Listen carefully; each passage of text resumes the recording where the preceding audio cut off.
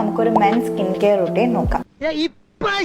നമ്മൾ skin care റുട്ടീനും ടിപ്സും കൂടുതലായിട്ടും ലേഡീസിനെയാണ് പറയുന്നത്. ഇപ്പൊ മെൻ സ്കിൻ കെയർ റുട്ടീനിൽ നമുക്കൊരു സ്കിൻ കെയർ റുട്ടീൻ ആകുമ്പോൾ അതിനകത്ത് ബേസിക്കലി വേണ്ടത് ഒരു ക്ലെൻസർ ആണ്, അല്ലെങ്കിൽ ഫേസ് വാഷ്. അപ്പോൾ നിങ്ങളുടെ സ്കിൻ ടൈപ്പ് അനുസരിച്ച് ഓയിലി ഫേസ് ആണെങ്കിൽ ഓയിൽ കൺട്രോളിംഗ് ഒരു ഫേസ് വാഷ് ചൂസ് ചെയ്യാം. ഡ്രൈ ടു പിഗ്മെന്റഡ് സ്കിൻ ആണെങ്കിൽ നമുക്ക് പിഗ്മെന്റേഷൻ ഫേസ് വാഷ് യൂസ് ചെയ്യാം. പിന്നെ മോയ്സ്ചറൈസറും ഇതുപോലെ തന്നെ ഫേസ് സ്കിൻ ടൈപ്പ് അനുസരിച്ചിട്ട് ഓയിലി സ്കിൻ ആണെങ്കിൽ ജെൽ ടൈപ്പ് ഒരു മോയ്സ്ചറൈസർ യൂസ് ചെയ്യാം. അല്ല ഡ്രൈ ടു ഒരു നോർമൽ സ്കിൻ ആണെങ്കിൽ നമുക്കൊരു ജെന്റലി ഒരു ക്രീമി കൺസിസ്റ്റൻസി ഉള്ള മോയ്സ്ചറൈസർ യൂസ് ചെയ്യാവുന്നതാണ്. എഗെയിൻ സൺസ്ക്രീൻ ഇതേപോലെ തന്നെയാണ്. ജെൻസ് ആയാലും അവരുടെ സ്കിൻ ടൈപ്പ് അനുസരിച്ചിട്ട് ഒരു സൺസ്ക്രീൻ യൂസ് ചെയ്യാം. 8 hours എങ്കിലും പ്രൊട്ടക്ഷൻ ഉള്ള സൺസ്ക്രീൻ ചൂസ് ചെയ്യുന്നതായിരിക്കും ഏറ്റവും നല്ലത്. ചാർക്കോൾ ഫേസ് വാഷ്, ചാർക്കോൾ നമ്മുടെ സ്കിന്നിനകത്തുള്ള ഇംപ്യൂരിറ്റീസ് അല്ലെങ്കിൽ കുറച്ചും കൂടി ഡീപ്പായിട്ട് ക്ലെൻസ് ചെയ്യും എന്നൊരു മിത്താണ് ഉള്ളത്. പക്ഷെ അല്ല, ചാർക്കോൾ ഫേസ് വാഷ് ആയാലും എന്ത് തന്നെയായാലും സ്കിൻ കെയർ റുട്ടീന്റെ ഭാഗമാക്കുന്നതിന് മുന്നേ ഒരു ഡോക്ടറിന്റെ ഹെൽപ്പോട് കൂടി നിങ്ങളുടെ സ്കിൻ ടൈപ്പും കൺസേണും മനസ്സിലാക്കിയ ശേഷം മാത്രമേ അത് നിങ്ങളുടെ സ്കിൻ കെയർ റുട്ടീനിൽ ഇൻക്ലൂഡ് ചെയ്യാവൂ. Thank you.